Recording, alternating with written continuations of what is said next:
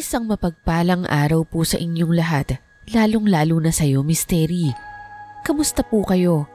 Hangad ko po ang kaligtasan at kaligayahan ng lahat. Ako po ay isang tagapagtangkilik sa inyong channel. Pero aaminin ko na bago ko pa man po kayo madiskubre, marami na rin po akong pinapakinggang magagandang channel.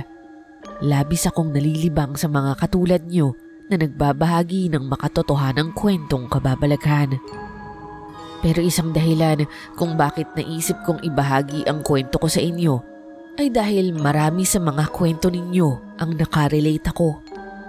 Bukod pa roon, kakaretiro ko lang ngayon at ngayon lang ako nagkaroon ng pagkakataong pag-isipan kung dapat ko bang ibahagi ang kwento kong ito.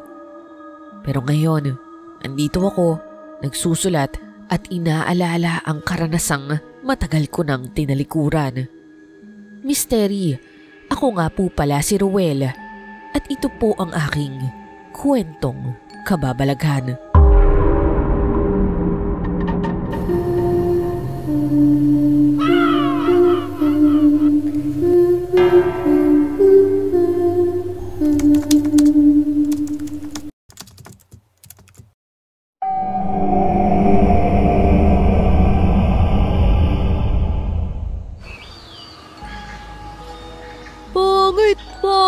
Pangit! Huwag kang sasali sa amin! Bawal pangit dito! Tumigil nga kayo! Tara na, Ruel! Huwag mo nang pansinin yung mga yan! Di naman talaga masasarap kalaro yung mga yan eh! Totoo naman ang mga sinabi nila, Billy. Pangit talaga ako. Sige na, sali ka na sa kanila. Iwan mo na ako dito. Hindi naman sila masarap kalaro. Tara na! Doon na lang tayo. Akyat tayo sa puno tapos mamitas tayo ng bayabas. Oo nga no, masaya nga yun. Sige, tara. Mula pagkabata, napakalapit na namin sa isa't isa ni Billy. Siya ang itinuturing kong matalik kong kaibigan dahil siya ang kauna-unahang nakakita ng halaga ko bilang isang tao.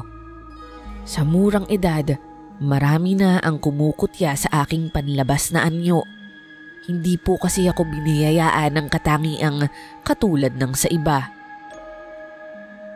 Isinilang po ako na may kaitiman, sarat ang ilong, kulot ang buhok at malaki ang mga mata. Sabi nila, ako raw ay mayroong sinaunang itsura ng Pilipino. Pero hindi ko naman po yun ikinakahiya. Subalit, hindi ko rin maunawaan kung bakit ang ibang tao, lalo na ang aking mga kaedaran, ay hinahamak-hamak ako dahil dito. Misteri, lumaki akong nasanay na sa kakaibang turing ng mga tao. Bagamat nagkaroon pa rin naman ako ng mga kaibigan, hindi pa rin maiwasan na may ibang mga taong pinagtatawanan at hinuhusgahan ako dahil lamang sa aking itsura. Madalas pa nga, lagi akong pinagkakamalang magnanakaw o gagawa ng masama, isang bagay na kinasanayan ko na lang. Nagbinata ako na laging busted. Sumubok akong manligaw noon, naghahanap ng pag-asa sa mga babaeng akala ko may puwang ako. Pero wala ni isa sa kanila ang sumagot sa akin. Kahit pa ang ilan, kaibigan ko naman at malapit sa akin. Sa bandang huli, hindi pa rin nila matanggap ang aking panlabas na anyo. Kaya naman simula noon, nagtanda na ako. Hindi na ako sumubok pang magkagusto o umamin ng aking nararamdaman. Tinanggap ko na lang na hanggang sa pagtanda ay mananatili akong mag-isa, walang magkakagusto, walang magmamahal.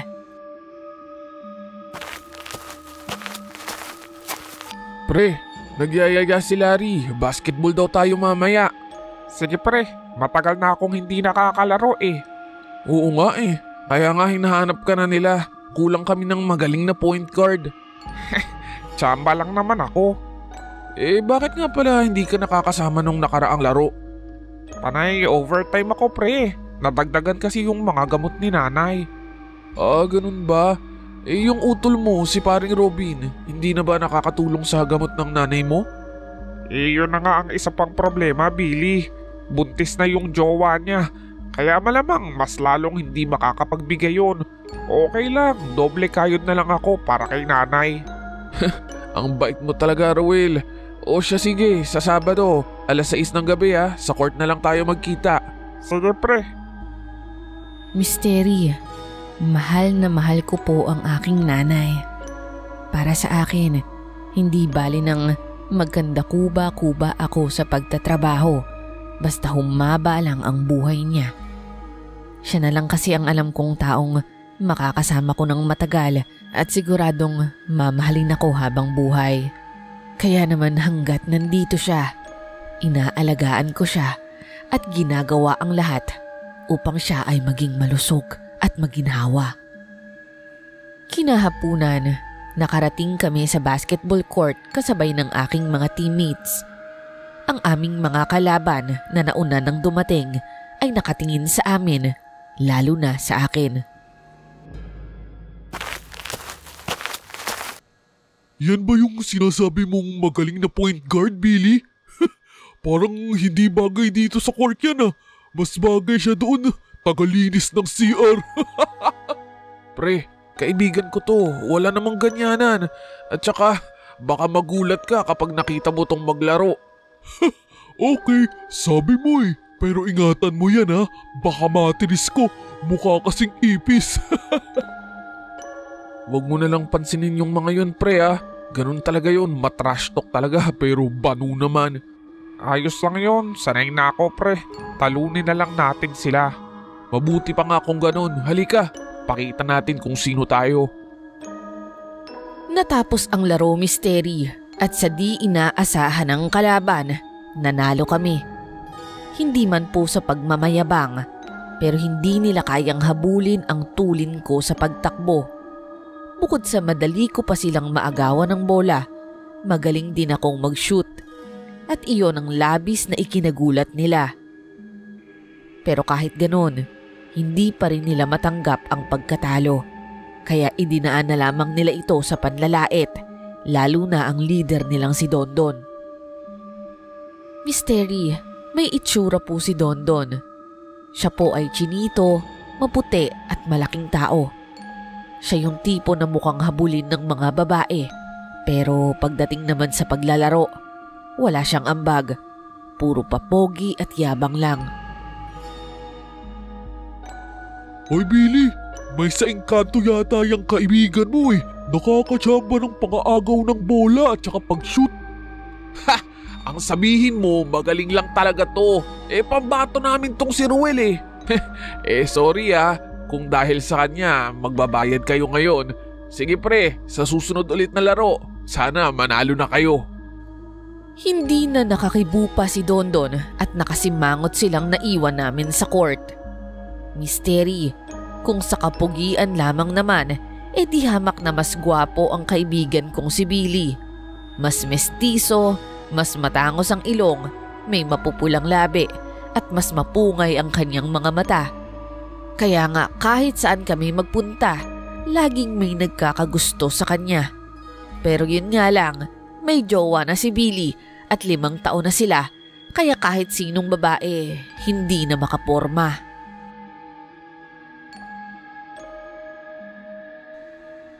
Kinabukasan, usap-usapan sa aming lugar ang bagong dating na pamangkin ng kapitbahay naming si Mang Herming.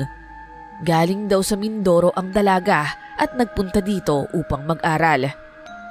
Naabutan ko nung nakatambay ang mga kaibigan ko at pinag-uusapan nga ito. Grabe, ang ganda talaga ni Stella. Hindi ko akalaing may magandang pamangkin pala si Mang Hermeng. Ay nako Aping, lahat naman ng babae maganda sa paningin mo. Hindi, iba to pare. Seryoso. Totoo ngang maganda siya. Maniwala ka, hindi ako nagbibiro. Akala mo nga artista sa Maynila Oo na, sige na, naniniwala na. Di ayos, may inspirasyon kayo. Lalo na tong pare ko na si Ruel. Ha? Bakit ako nadamay dyan? Naku pre, alam mo naman, hindi na ako interesado riyan. Wow ha, ikaw pa talaga ang hindi interesado. Alam ko naman pre, kahit maging interesado ako sa kahit kaninong babae, wala na rin namang mangyayari. Kaya bakit pa ako mag-aaksaya ng panahon, hindi ba? Teka, yun ba yung tinutukoy mo, Apeng? Yun yung babaeng paparating dito? Sabay-sabay kaming napatingin sa isang babaeng tila maladyosa ang ganda. Walang halong biro, misteri. Ang ganoong klaseng ganda ay parang sa Miss Universe ko lang nakikita. Ang ganda niya ay mala Cheska Garcia pero mas matangkad, parang pang beauty pageant talaga.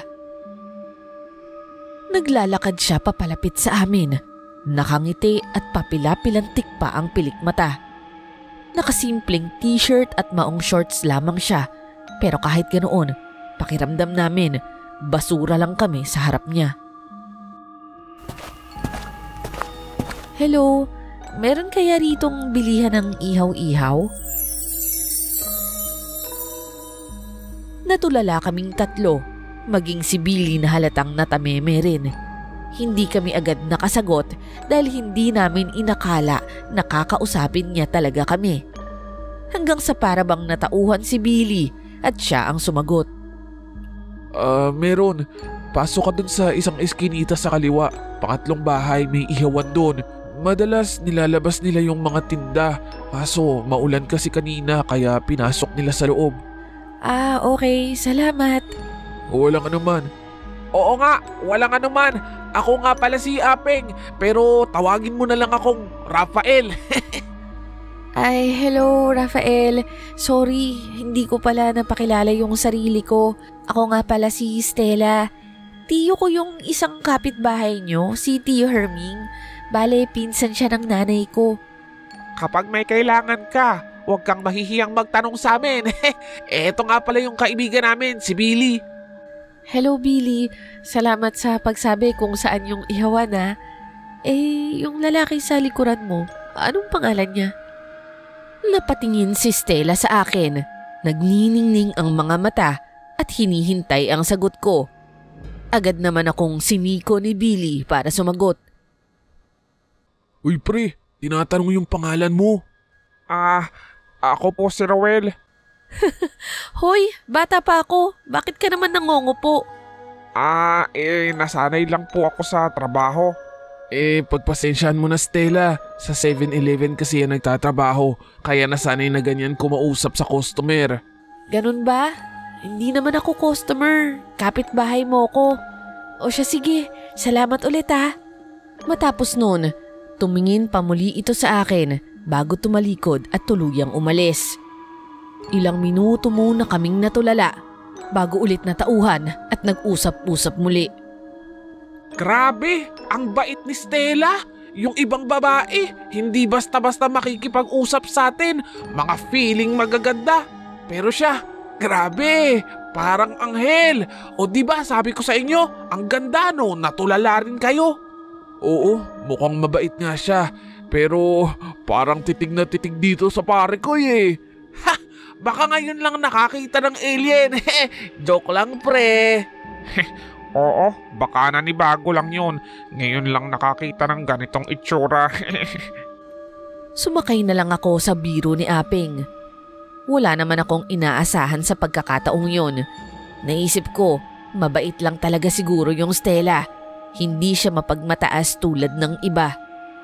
Binaliwala ko na lang ang tagpong yun dahil kahit sobrang ganda niya, wala rin namang magiging patutunguhan. Umuwi na lamang ako noon at naghanda para sa aking trabaho. Dahil po sa 7-Eleven ang trabaho ko, misteri, may pagkakataong nag-iiba ang shift namin. Tulad nga noong ma-duty ako ng madaling araw. Masarap naman po ang magtrabaho sa ganoong oras. Mas kampante at maluwag dahil hindi peak hours. Madalas, nag-aayos-ayos lang kami dahil bihira ang customer sa oras na yon, hindi tulad sa umaga. Dalawa lang kami noon ang kasamahan kong si Aizel na may pagkatamad at may pagkamaarte. Hoy Ruel, ikaw muna magbantay dyan sa counter ha. Mag-aayos lang ako dito sa likod. Sige, ako na bahala rito. Wala namang customer. Okay, Pero dyan ka lang huwag kang susunod. Ha? Bakit naman ako susunod? Aba, malay ko ba? Baka may gusto ka sa akin at manyakin mo pa ako. Lalo ngayon, dalawa lang tayo rito. Wala akong gusto sa'yo, Aisel. At saka sakaling magkagusto man ako sa isang tao, hindi ko gagawin yung sinasabi mo. Talaga lang sa itsura mo pa lang, hindi ka nakatiwa-tiwala. Hoy miss, hindi maganda yung panghuhusga mo. At saka alam mo, sa itsura mo, hindi rin naman yan yung tipong minamanyak, no? Nagulat kami pareha sa boses na biglang nagsalita, Miss Terry. Si Stella, bigla niya akong pinagtanggol mula kay Aisel. Hindi ko napansin ang pagpasok niya. Ikaw pala, Ma'am Stella. Pasensya na po. Bakit ikaw yung nanghihingi ng pasensya sa akin? Yang babaeng yan ang dapat humingi ng pasensya sa'yo. Sobra naman kung husgahan ka. Hindi naman po sa ganon, ma'am. Naniniguro lang ako. Nangangatwiran ka pa? Kung isumbong kaya kita sa management nyo. Roel, ano pangalan ng bisor mo at anong oras siya pupunta rito? Ma'am, wag naman pong ganon. Pasensya na, Roel. Hindi na mauulit. Oo nga, Ma'am Stella. Huwag niyo na po siyang isumbong. Hayaan na lang po natin. Ayos lang naman po ako. Ayan, ma'am. Narinig mo. Okay na daw siya, sige. Doon na lang po ako sa likod. Dali-daling lumayo si Aisel at nanatili sa likuran. Nagpapanggap na may inaayos sa shelf. Ako naman, hinarap muli si Stella. Ma'am Stella, salamat pala. Nga pala, ano po bang bibilin niyo? Ikaw naman, huwag mo naman akong tawaging Ma'am Stella. At saka diba, huwag ka nang mangungupo sa akin, sabi ko. Magkaedad lang naman tayo. Parang hindi ka naman kapitbahay niyan. Di ba nga po, nasa trabaho po ako. Kaya kailangan gumalang ako sa customer. Basta, magagalit ako sa'yo kapag pinagpatuloy mo yan.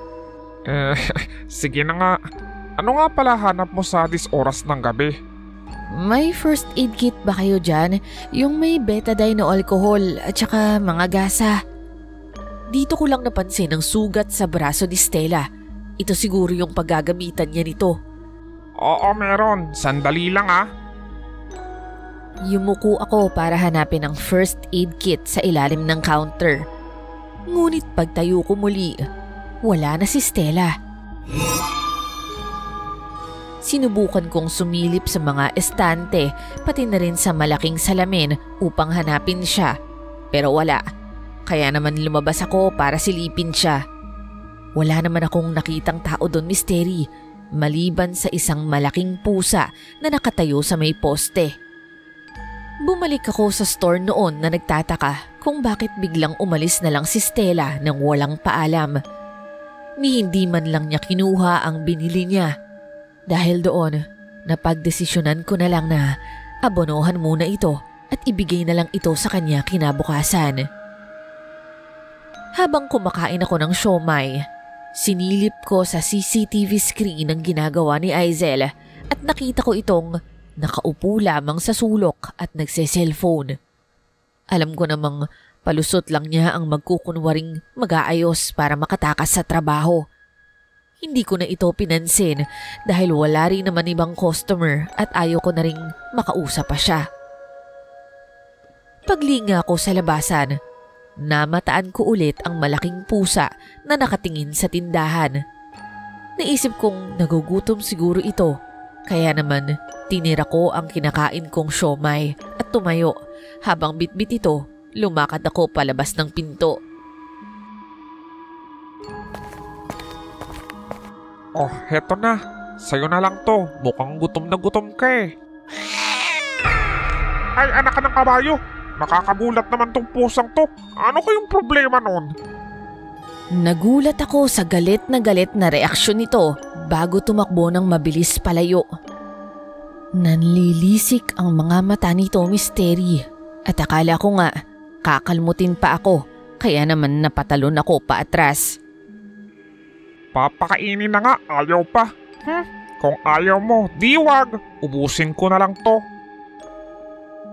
Bakit wala ka sa pwesto mo? Ay bruha, Nagulat naman ako sa'yo. Bigla ka nalang sumusulpot. Ikaw pa talaga yung nagulat ha. Akala ko kasi tumakas ka sa trabaho. O siya, inaantok ako. Iidlip lang ako dito sa upuan ha. Gisingin mo ko pag may tao na. Nainis man ako sa katamaran ng aking ka-duty noon. Binalewala ko na lang iyon at pinalipas na lang ang nalalabing oras ng aming duty. Nang umaga ring yun, matapos ang aking night duty, nagdalawang isip ako kung dadaan ba ako at kakatok kina Stella upang dali ng first aid kit na dapat sana ay bibilin niya. Ayoko namang magpauna, baka kasi nakabili na pala siya. Pero ayoko rin namang baliwalain kung alam kong kailangan talaga niya. Naisip kong umuwi na lang muna at matulog at sakaling ipapaabot ko na lang kay Apeng o kay Billy mamaya bago ako mag-duty ulit. Pero habang papalapit ako sa aming lugar, namataan ko ang kumpol-kumpol na tao sa isang banda ng eskinita.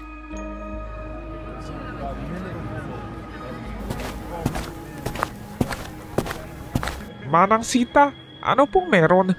Bakit ang daming tao? Naku Ruel, may natagpo ang bangkay. Katawan ni Joben. Si Joben ay kapitbahay naming may pagkapariwara ang buhay. Siya yung bihirang umuwi, ngunit kapag naman naririto, gulo o kapahamakan ang dala. Minsan, umuwi siya upang magtago sa mga taong pinagkakautangan niya o may atraso siya. Minsan naman, kapag narito siya, mayroong mananakawan sa aming mga kapitbahay. Sakit po siya ng ulo ng kanyang lola. Siguro'y nagrebelde siya dahil sa pag-iwan sa kanya ng kanyang mga magulang, bata pa lamang siya. Bangkay? Ano daw po ba ang nangyari kay Joben? Hindi pa alam kung sino ang gumawa, pero siguradong galit na galit sa kanya ang taong yun. Sobrang ginawa sa katawan niya. Halos gutay-gutay, lalo na yung sa parting tiyan. Nako, malamang nga ho na ginantihan siya. Iyan ang haka-haka ng mga kapitbahay. Marami daw siyang atraso sa kabilang barangay. Dahil ang pwesto ng bangkay niya ay nasa daraanan papunta sa aming bahay, hindi maiwasang sumingit ako sa karamihan ng mga tao. Ayoko na sanang sumili pa, pero napatingin na rin ako. May mga pulis na sa pwesto at nakita ko nga si Joben.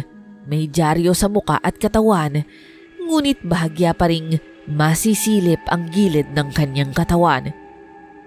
Misteri. Halos masuka-suka ako sa itsura nito. Kitang-kita ang laman niya, pati na ang buto dahil sa sobrang tindi ng pinsala. Pero nagulat ako nang biglang may humawak sa balikat ko at bahagya akong hinatak. Huwag mo masyadong tingnan, baka naman mapanaginipan mo yan. Ikaw pala, Stella.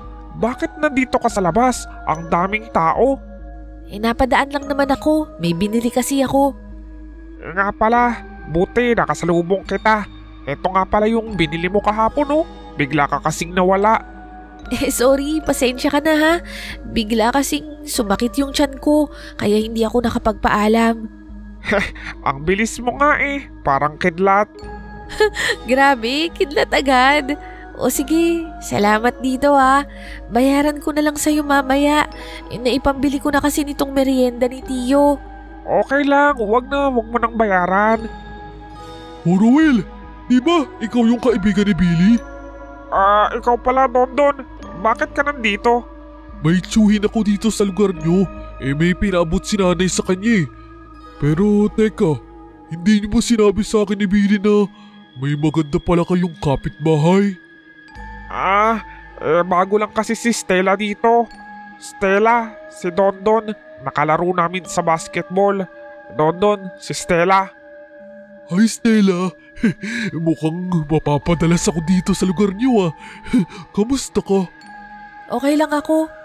Sige Ruel ha, maya na lang ulit. Uwi na ako. Uwi ka na agad? Tambay muna tayo.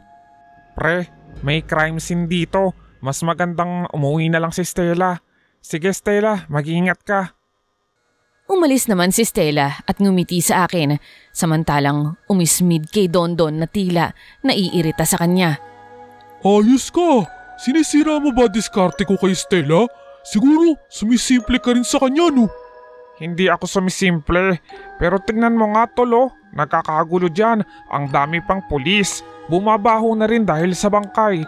Hindi ito ang tamang panahon sa pagdiskarte. Pagkasabi ko noon, sabay lakad ako palayo rito.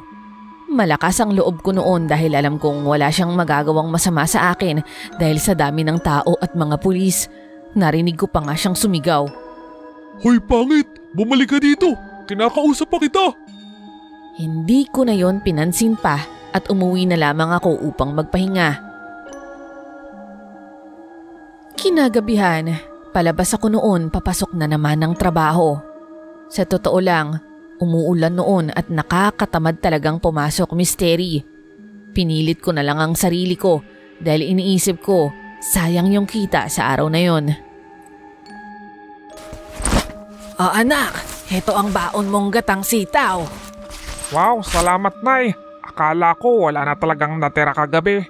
Inuna kong itabi yan kasi palagi na lang noodles o tusok-tusok ang kinakain mo sa trabaho. Walang kasustansya. Sinamahan ko na rin yan ng mangga para may prutas ka. Nanay talaga, masyadong mapagmahal sa pogi niyang anak. Oo naman, ikaw ang pinaka-paborito kong anak. Kaya ikaw na rin ang pinaka-pogi. Basta, wag mo lang sabihin sa kuya mo, ha?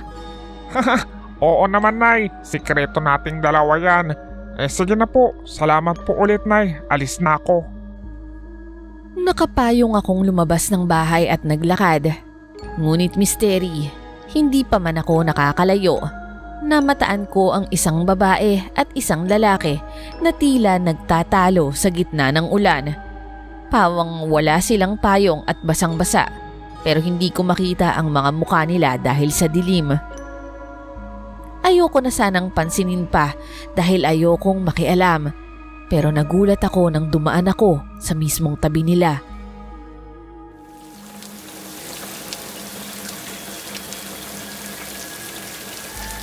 Sinabi na nga ayoko. Hindi ako sasama sa'yo. Umalis ka na nga. Hindi ako aalis dito hanggat hindi ka kasama. Hinahanap ka na ng papa mo. Wala akong pakialam. Hindi na ako babalik doon. Masaya na ako dito kasama si Tio. Paano ko? Iiwan mo na lang ako ng ganon-ganon na lang? Wala na tayo, Julius. Matagal na. Nagbago na ako. Hindi na ako yung Stellang nakilala mo dati. Kahit anong pagbabago mo, kaya kong tanggapin yon.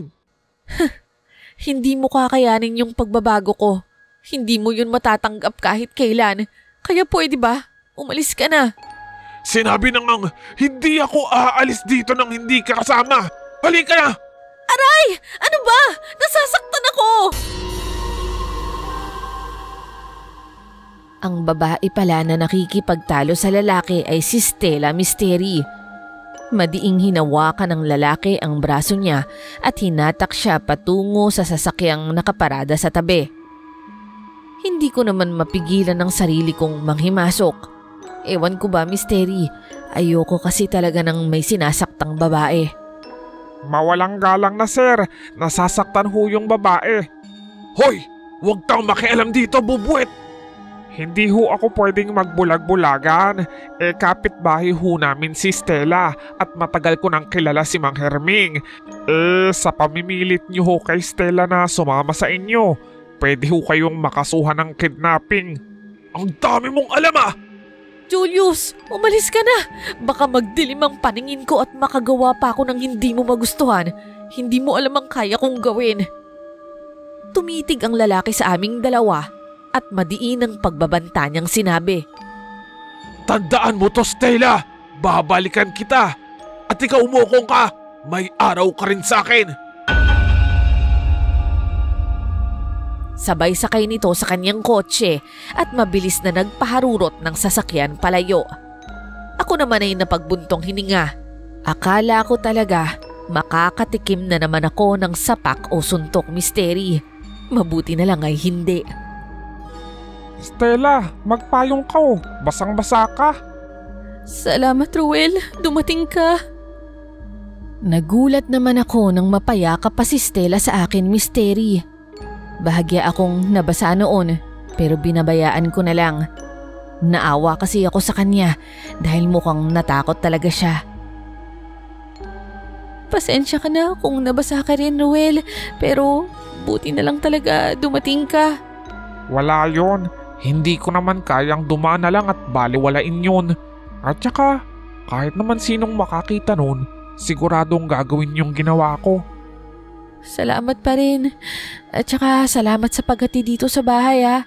Sige na, ayoko nang malate ka sa trabaho. Mag-ingat ka. Nanibago ako sa kakaibang pakikitungo sa akin ni Stella. Siya lang kasi ang kauna-unahang babaeng tumrato sa akin ng ganoon. Yung ibang babae kasi, Misteri, sanay ako na tatarayan lang nila ako o di kaya naman iiwasan. Wala ni isa sa kanila ang naglambing sa akin ng katulad ng ginawa ni Stella.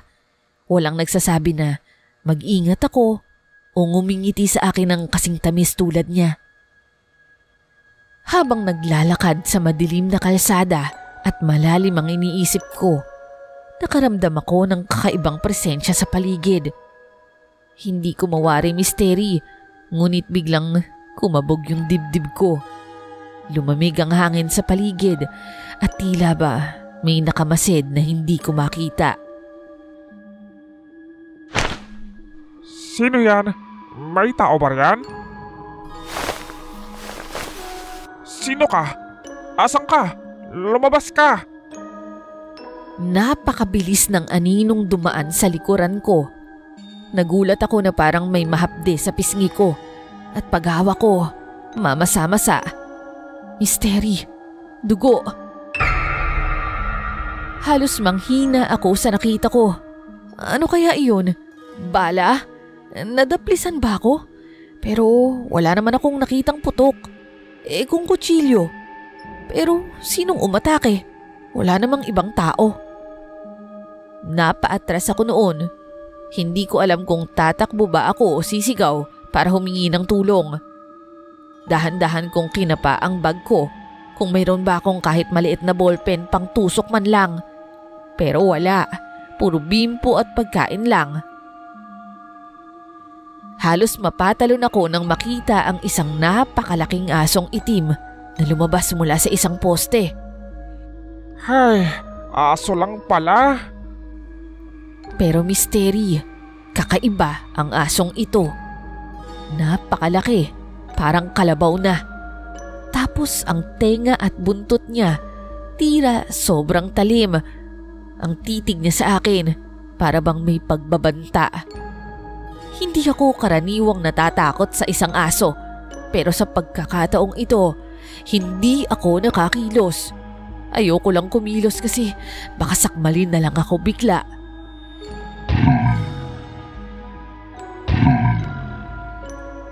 Hanggang sa umuungol na ito na parang handa ng manakmal. Ang mga pangil niya ay nakalabas na at naglalaway pa. Dahan-dahan na rin itong papalapit sa akin. At nang akma na itong tatakbo patungo sa akin, agad kong hinagis ang bag ko sa kanya. Wala na akong ibang pwedeng ipanangga o ipantaboy kundi yun lang, Misteri.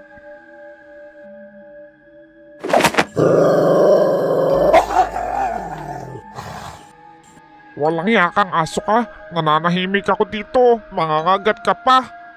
Naku, natapon tuloy yung mangga at saka asin na pinabaon sa akin ni nanay. Mabuti na lang, yung ulam hindi nasira yung lalagyan. Tumakbo nga ang aso sa paghagis ko ng bag sa kanya. Mabuti na lang, naitaboy ko ito bago ako makagat. Nagkalat na nga ang mangga at asin sa lupa. Sinipa ko na lang sa gilid para hindi matapakan. Dating ko sa store, mainit ang ulo na sinalubong ako ni Aisel. Kahit ito ang unang pagkakataon na malate ako sa trabaho at siya halos araw-araw, pinalampas ko na lang yung pagsusungit niya sa akin. Dali-dali na akong nagpunta sa counter at nagsimula ng magtrabaho. Pagkatapos ng aking shift, agad na akong umuwi para makapagpahinga. Masaya ako dahil day off ko kinabukasan at mas mahaba ang magiging pahinga ko. Habang naglalakad, nakasalubong ko si Billy. Uy pre, kakatapos mo lang sa duty mo? Oo, pauwi na ako. Pre, alam mo ba, nandyan si Dondon? Oo, nakita ko siya kahapon. May tsuhin daw siya dito sa lugar natin. Baka pinuntahan niya lang ulit. Hindi pre, iba yung pinunta niya rito. Talaga? Ano naman yun? May dalang bulaklak at tsokolate. Umaakit ng ligaw kay Stella. Ganon ba? Malay mo naman, may pag-asa siya. Gwapo naman siya. Palagay ko busted yun. Ang yabang eh. Tara, madadaanan natin yun, tingnan mo. Wag na, wala tayong kinalaman doon. Baka sabihan pa tayong chismoso. Daadaan lang naman tayo, pero hindi naman tayo lalapit. Hinatak at inakbayan na ako ni Billy. Nasa dulo po kasi ang bahay namin at madadaanan ng lahat ng bahay ng kapitbahay. At doon nga po, nakita naming nakatayo doon si Dondon kasama si Stella sa harap ng kanilang bahay. Nakalapag ang bulaklak sa isang bangko at ang ngiti ni Dondon ay nakangisi at may pagkamayabang. Diretso lang naman kami ni Billy nun sa paglalakad, pero nagulat kami nang bigla kaming tawagin ni Stella. Ruel! Billy! Hali kayo! Nagkatinginan at nagtataka kaming lumapit ni Billy. Nakita ko naman na parang kumunot ang noo ni Dondon nang makita kaming papunta. Nakauwi ka na pala, Ruel. Salamat pala ulit sa binili mong first aid ha. Siya nga pala, sabi nitong si Dondon, maglalaro daw kayo ng basketball mamayang gabi? Hindi ako sigurado. Bala ko kasing magpahinga buong gabi. Pagod kasi ako sa trabaho. Pero itong si Billy, siguradong maglalaro. Siya nga, Billy, hindi makakasama si Ruel. Oo Stella, pero wag kang mag-alala. Pipilitin ko tong kaibigan ko. Nung nakaraang laro nga namin, natalo namin yung grupo nila Dondon dahil dito kay Ruel. Magaling kasi to eh. Talaga ba? Naku Ruel, maglaro ka na. Gusto kitang mapanood. Seryoso ka ba, Stella? Gusto mong panoorin tong pangit na to? Hoy, huwag kang ganyang magsalita sa kaibigan ko, Dondon ha. Sino ka para kausapin siya ng ganyan? Nagbibiro lang naman ako. Umalis ka na nga. Iyon na yung bulaklak mo. Ha? Para sa'yo yan, Stella. Di ba? Nanliligaw na ako sa'yo. Sino nagsabing pumapayag ako? Hindi ako magpapaligaw sa'yo, okay? At saka, may gusto na akong iba. Kaya wala ka ng pag-asa. Sige na, marami pa akong gagawin. Umuwi ka na sa inyo. Billy, Ruel, panonoorin ko na lang kayo mamaya ha. Sige Stella, huwag kang mag-alala. Pipilitin kong sumama tong si Ruel. Tuluyan na ngang pumasok sa bahay nila si Stella. Iniwan sa labas ang bulaklak na nakatiwangwang. Mainit naman ang ulo ni Dondon na umalis dahil sa pagkapahiya. Narinig mo yun pre? Gusto kang mapanood maglaro ni Stella. Alam mo pre, palagay ko talaga may tama sa'yo yun. Naku, ito na pagkakataon mong magka-jowa pre. Ano ka ba Billy? Walang mali siya yun sigurado. Baka natutuwa lang sa akin yun. Mahilig siguro sa engkanto. Grabe ka naman sa sarili mo pre. Huwag ka naman ganyan. Ano ka ba? Huwag kasi tayo sa imposible. Sa ganda niyang yan, magkakagusto sa akin. Ordinaryong babae nga, hindi man lang ako pinapansin. Puro busted nga ang abot ko, hindi ba? Tapos sa kanya pa kaya? Aba, malay ba natin kung sadyang siya yung nakakakita sa mabait mong katauhan? Naku pre, kung ako sa'yo, itulog mo na lang yan. Ay nako, basta mamaya susunduin kita. Kailangan maglaro ka kasi aabangan ka ni Stella. Bahala na pre. Mystery. Ayokong seryosohin ang mga sinasabi ni Billy. Napakabait ni Stella at ayokong abusuhin ang pagiging mabuti niya sa akin. Hindi dahil sa mabait siya sa akin, ililigawan o popormahan ko na agad siya. Kaya naman, kahit na anong pangaasar sa akin ni Billy, hindi ako umaasa.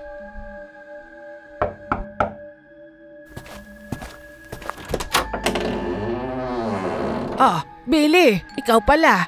Hinahanap mo ba si Ruel? Oo sana Aling Marta, nagkayayaan po kasi kaming magbasketball. Siya, sige. Sandali lang ha at gigisingin ko.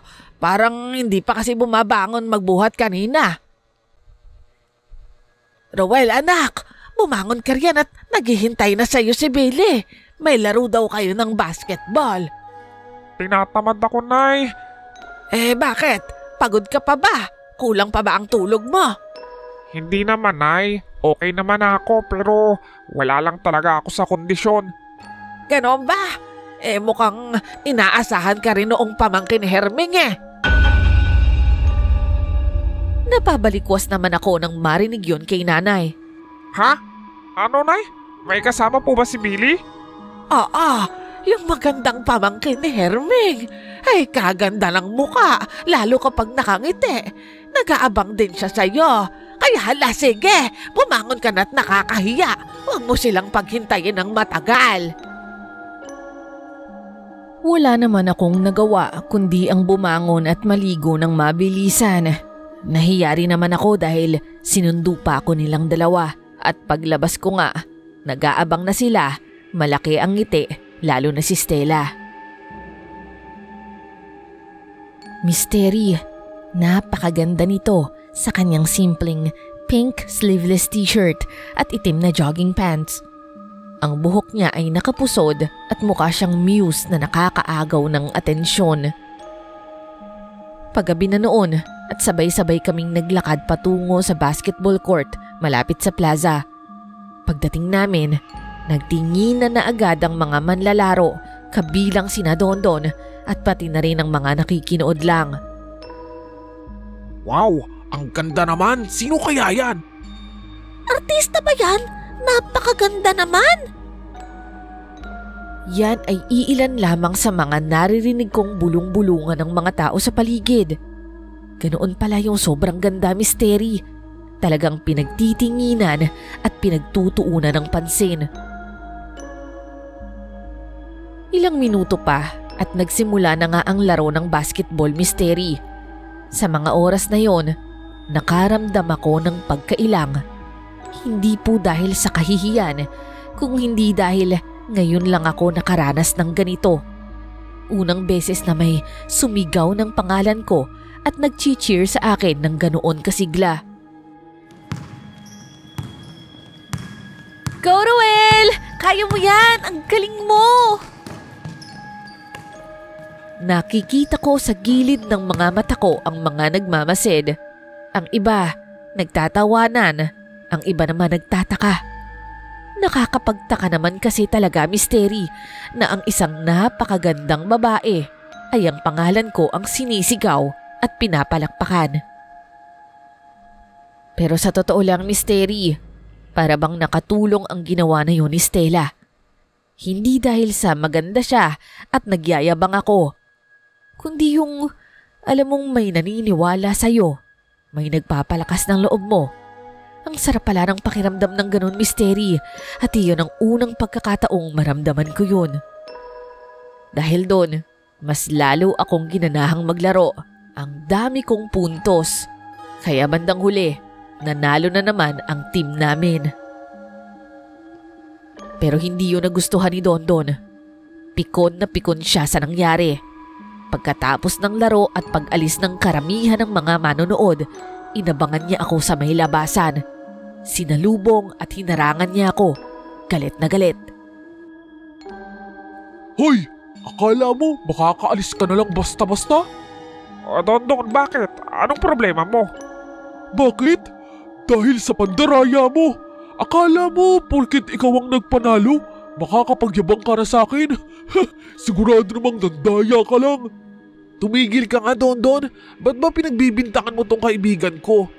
Oo nga, kitang-kita ng lahat. Walang daya ang nangyari. Ang sabihin mo, talo lang talaga kayo kay Ruel. Stella, Ano bang nangyayari sa'yo? Bakit ba kanina ka pa puri ng puri sa kanya? Daig mo pa jowa niya na. Siguro na maligno ka nitong kutong lupa na to. Eh ano naman sa'yo kung pinupuri ko siya? Sino gusto mong purihin ko? Ikaw? Excuse me, wala kang binatbat kay Ruel, no?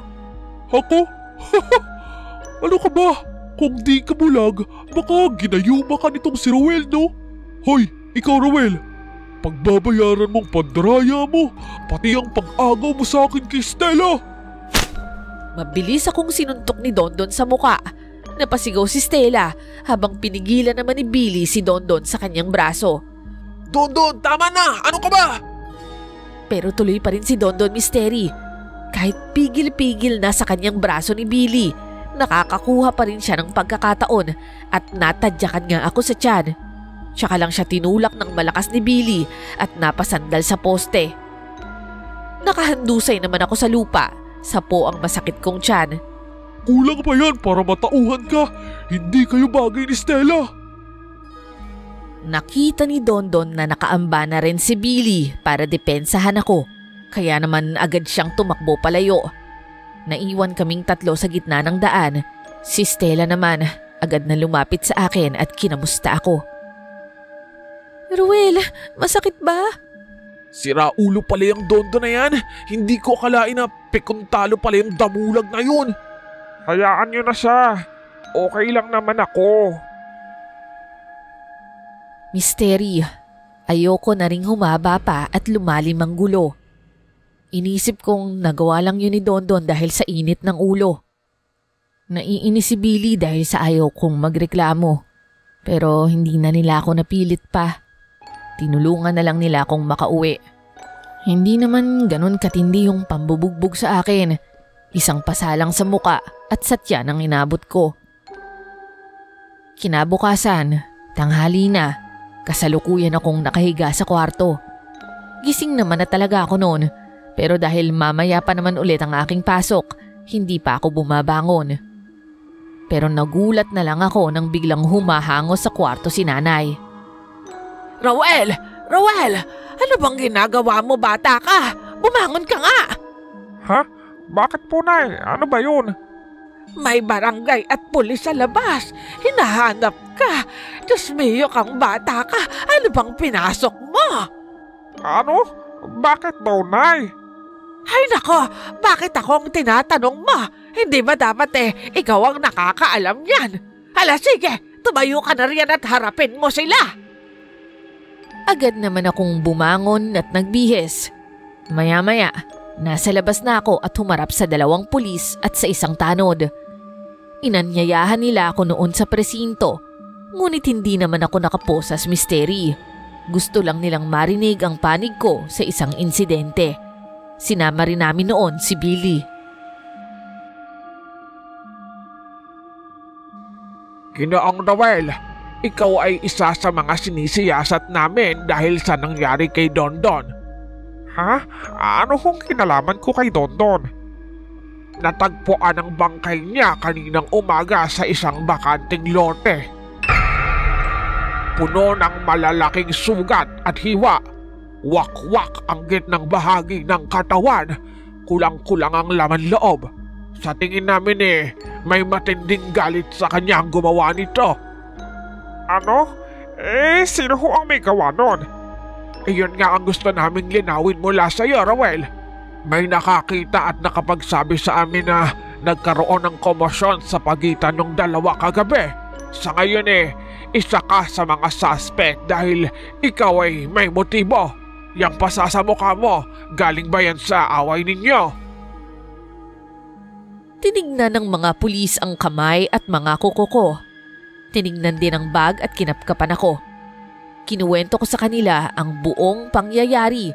Ganoon din naman si Billy. Sir, kinuwento ko na po sa inyo ang tunay na nangyari. Wala po akong kinalaman sa krimen na yan. Nagalit lang siya sa akin kasi natalo namin siya sa laro. Ako nga ho yung binugbog niya pero hindi naman ho ako gumante. Sir, tama po siya. Walang kinalaman yung kaibigan ko sa nangyari kay Dondon. Napakabait kaya nito. Ang totoo nga niyan pinipilit pa namin siyang magreklamo sa barangay. Ayaw-ayaw pa nga kasi ayaw niya ng gulo. Tapos bigla siyang gagawa ng ganong katinding krimen? Parang ang labo naman nun. Kung sa bagay, tama ka. At saka base sa aming investigasyon malakas na tao ang maaaring may gawa noon kay Dondon. Hindi kaya ng isang katulad ni Rowel na maliit, payat at mukhang mahinang lalaki. Aray ko po, ang sakit mo namang magsalita, boss. Tama naman sila, pre. Isa ka pa, kaibigan ba talaga kita? Ang ibig kong sabihin, pre, tama sila na hindi mo magagawa yun. Ikaw naman, hindi mo muna ako pinapatapos. Kala ko basher na rin kita Pero oo, tama ka naman doon. Sige, mukhang maalis naman sa suspect list itong si Rowel.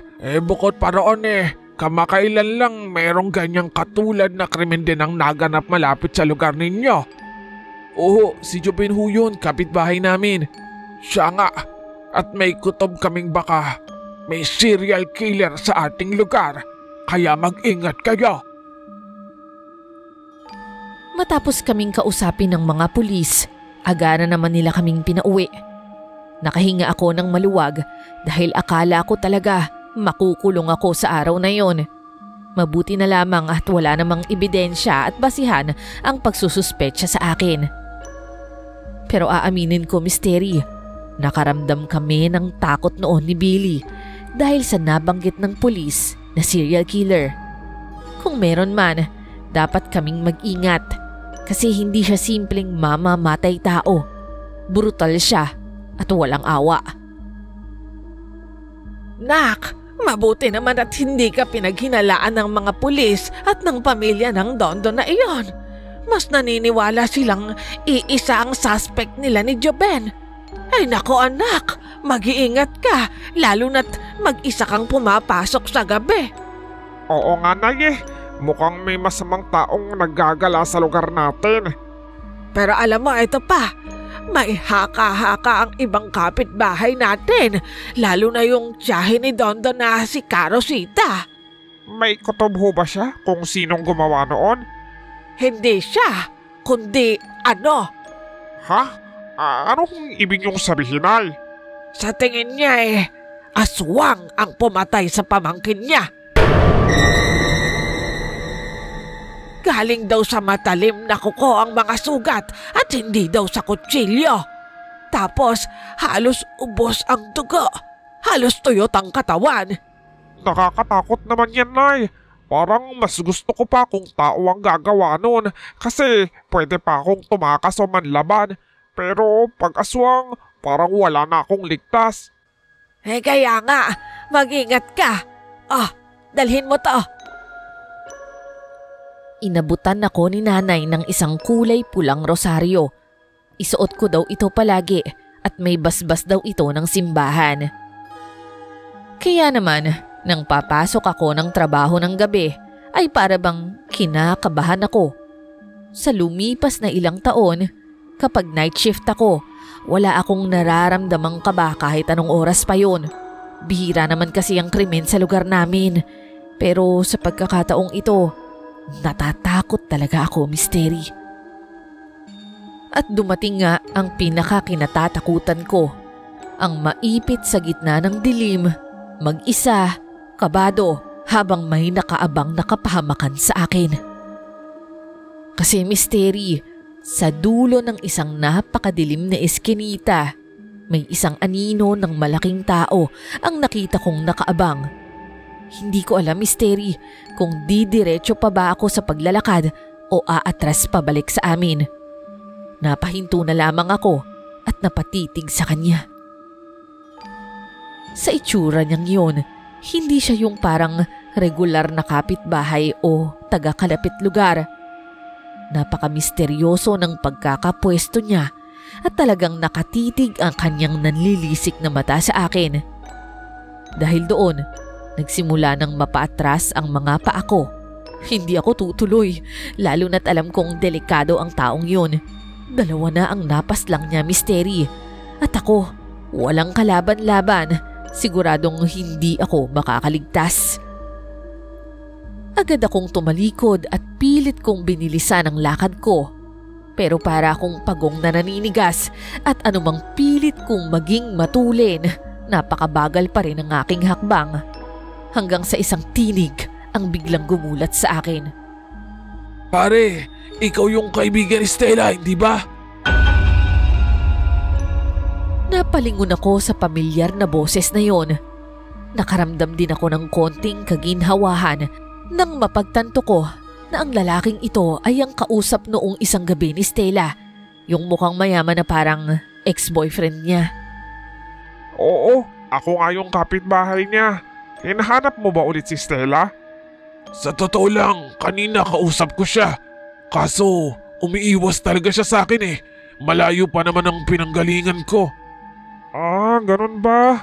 Kung kinausap mo siya kasi ng maayos at hindi saplit ang sinama noon, baka sakaling hindi siya nagalit sa'yo. Pero sige pre, pag nakita ko siya bukas, sasabihin ko na inaantay mo siya at gusto mo siyang kausapin. Ganun? Sa tingin mo may pag-asang kausapin niya ako? Balita ko kasi may iba na siyang nagugustuhan eh. Ah, ayun lang. Wala akong ideya ron. Eh nga pala pre, kung ako sa'yo, mag-ingat ka kasi may gumagala daw dito na serial killer. 2 na yung nabiktima nun. Talaga ba? Bakit daw gumagawa ng krimen yun? Hindi ko rin alam eh. Wala pang masabi kung ano yung motibo. Pero kung ako sa'yo, sa umaga ka na lang magpunta dito. Huwag sa ganitong oras. Eh, asan nga pala nakaparada yung kotse mo? Wala akong dalang kotse ngayon. Ah, namasahe ka lang? Hindi rin. Eh, paano ka nakapunta dito? Eh di, lumipad ako.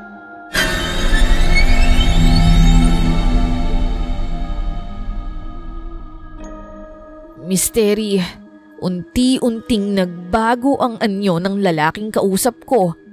Ang mga tainga niya, unti-unting lumaki, humaba at naging korteng patusok.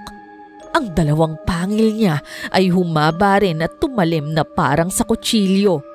Tapos, biglang nawasak ang pang-itaas niya dahil sa biglang may lumabas na malaking pakpak sa likuran niya.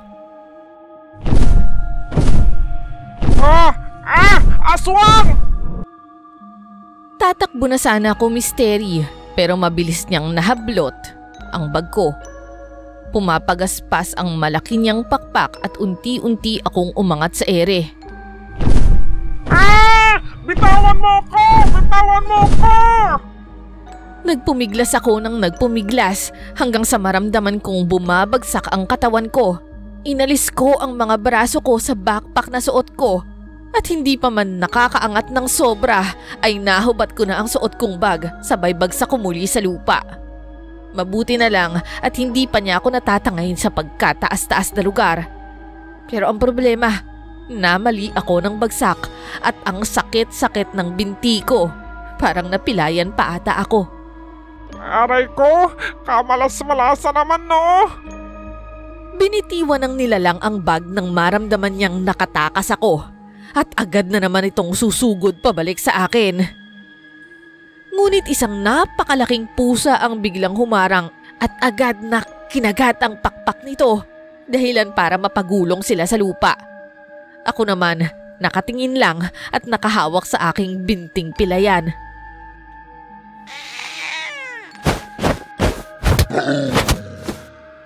Misteri, hindi ko alam kung nananaginip ako o ano.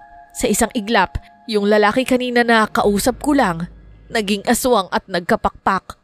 Pero ngayon naman, bigla na namang nagbago ng anyo at naging isang malaking aso. Ang pusang itim kanina at ang lalaking aso na ngayon ay parang nagmistulang mga lobo na nagharap at naglabanan. Doon ko napagtanto na ang pusang itim ay kahawig ng nakita ko sa store. At itong asong ito, siya yung nakita ko noong isang gabi na muntik na akong atakihin. Misteri, ang itim na pusa at ang itim na aso ay naglalabanan sa harapan ko. Grabe ang tunog ng kanilang pag-atake. Puno ng galit at bangis. para akong nanonood ng isang pelikula. Pero ang totoo, kabadong-kabado ako, tulala at hindi pa rin ako makatayo dahil sa pilay ko sa paa. Sa sobrang takot, napahawak na lamang ako sa rosaryong bigay sa akin ni nanay at napadasal na sana lumayo na sila at ako naman ay makaligtas. Habang nakaupo sa lupa, sapo ang aking pilay sa paa, ilang metro ang layo, naglalabanan ng dalawang hayop. Pero sa isang iglap, napuruhan ng asong itim ang isang bahagi ng paa ng pusa. Namihagis ito sa hangin at bumagsak sa harapan ko. Nagsimulang magbago ang anyo ng pusa. Hindi ako makapaniwala na tinititigan ko ang pangyayaring yun. Misteri, umaba ang mga bias nito. Nawala ang balahibo at napalitan ng makinis na balat. Mula sa itim, unti-unting naging maputi at mapusyaw ang balat niya. Ang pusa, unti-unting naging tao. Lalo akong nalumo, Misteri, nang makita ko ang mukha nito. Si Stella. Si Stella ang nakahandusay ngayon sa harapan ko. Dahil doon, mas lalong hindi ko magawang tumakas. Gusto sanang tulungan si Stella, Misteri. Ang laki ng sugat niya sa binti at hindi ko siya pwedeng pabayaan. Lalapitan ko na sana siya nang makita kong aatakihin na naman ako ng lalaking aswang. Pero bago yun, biglang nagsalita si Stella. Huwag mo siyang sasaktan. Tama na, please. Sapat na yung mga nabiktima mo. Huminto ka na. Sige, sasama na ako sa'yo. Huwag mo lang sasaktan si Ruel. At sa isang iglap, huminto na ang nilalang. Dahan-dahan siyang lumapit kay Stella. Binuhat ito gamit ang malalaki niyang mga braso at nagbitiw ng ilang litanya sa akin bago lumipad palayo.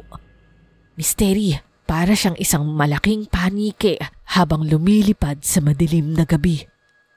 Hindi nararapat si Stella sa lugar na ito at lalong hindi siya nararapat sa isang katulad mo.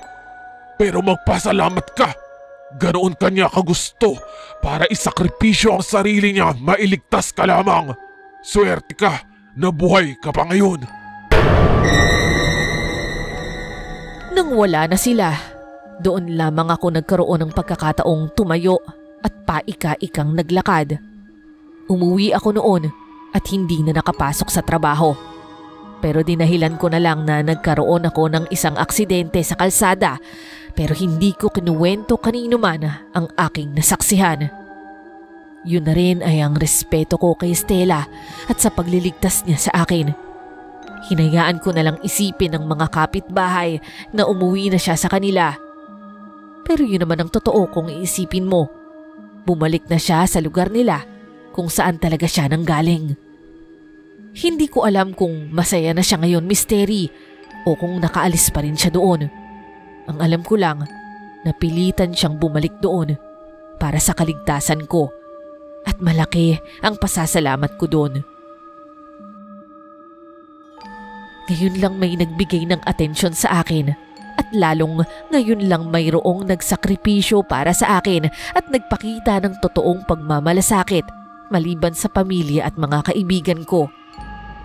Sa totoo lang, hanggang ngayon po, lagi ko pa rin siyang naaalala. Marami akong gustong sabihin sa kanya at dito ko na lang po idadaan sa liham ko. Nananalangin na sana isang araw mapakinggan niya ito. Stella, gusto kong magpasalamat sa pagpapahalaga mo sa akin. Ikaw lang ang kauna-unahang nakakita ng halaga ko. Pangit man ako sa paningin ng iba, pero sa kabutihan mo sa akin, pakiramdam ko, ako ang pinakagwapo at pinakaswerte sa lahat. Kung parehas lang sana tayo ng ginagalawang mundo, Stella, siguro magkasama pa rin tayo hanggang ngayon.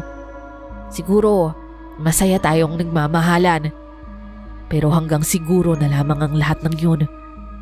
Ang hinihiling ko lang sa ngayon ay sana lubos ka ng masaya at ligtas pa rin kung saan ka man naroroon.